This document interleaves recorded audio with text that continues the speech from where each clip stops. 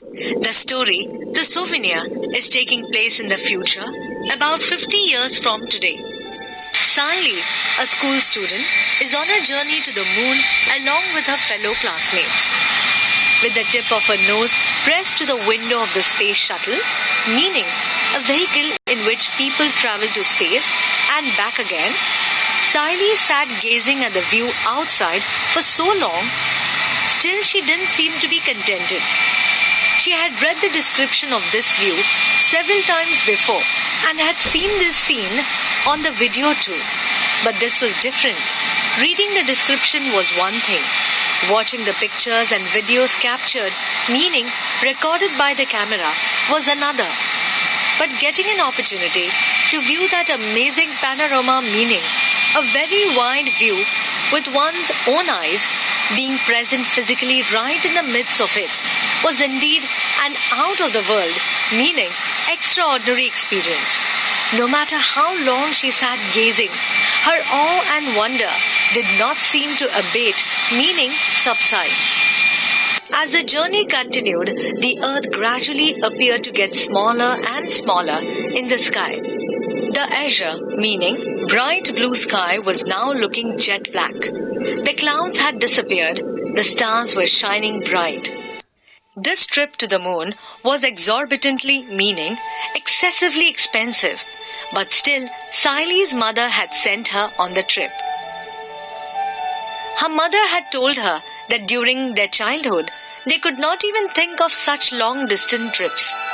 The longest trip meant going to Europe. She further advised Sally that since she was getting the opportunity, she should make the most of it. On hearing her mother's reply, Sally laughed and told her that Neha's grandmother said that during their childhood, the longest trip for school children used to be only up to Delhi or Kolkata. Sally further added that it seemed so funny.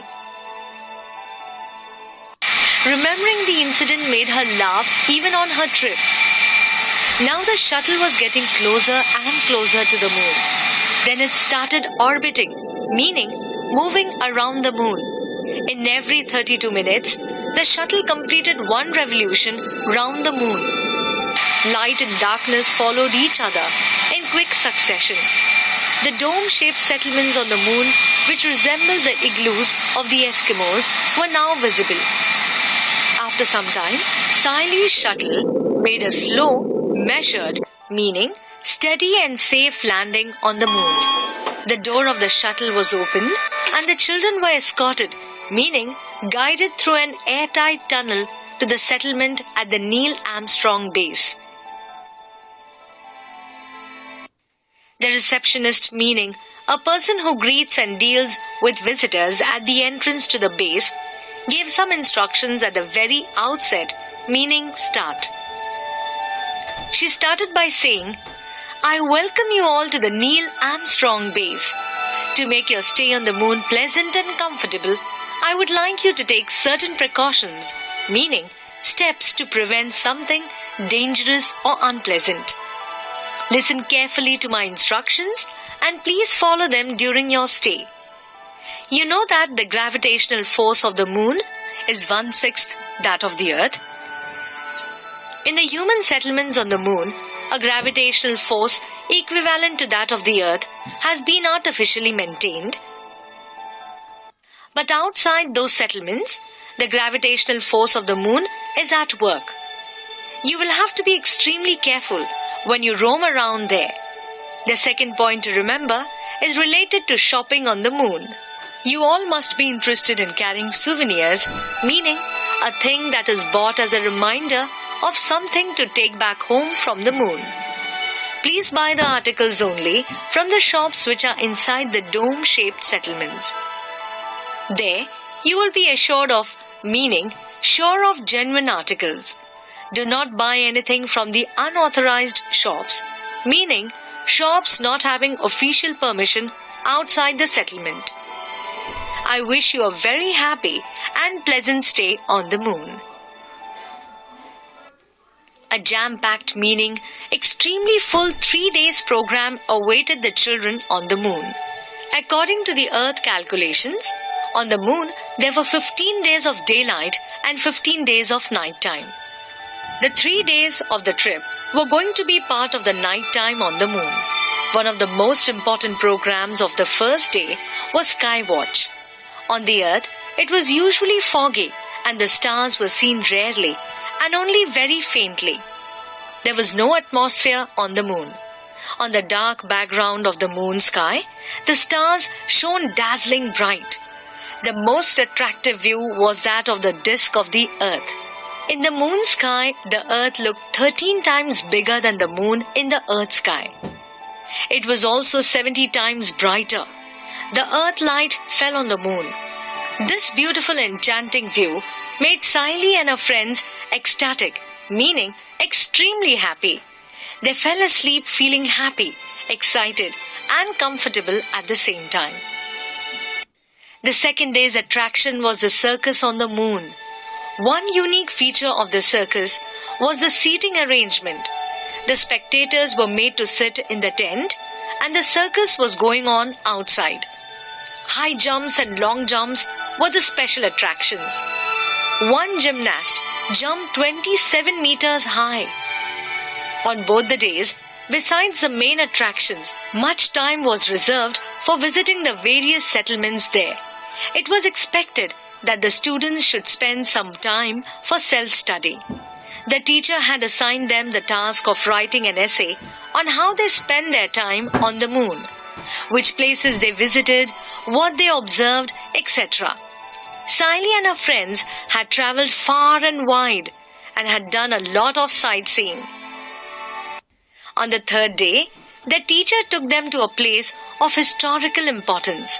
100 years ago, Neil Armstrong had landed at this place. Everyone was looking forward to this visit to the historical monument. It was the oldest place in the history of man on the moon. The first footprint of Neil Armstrong was preserved on the moon land.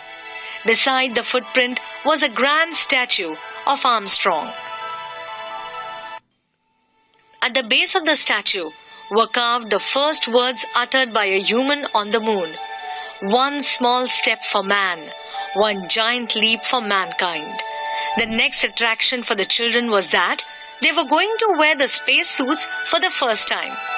Then they were going to roam outside, experiencing the gravitational force of the moon.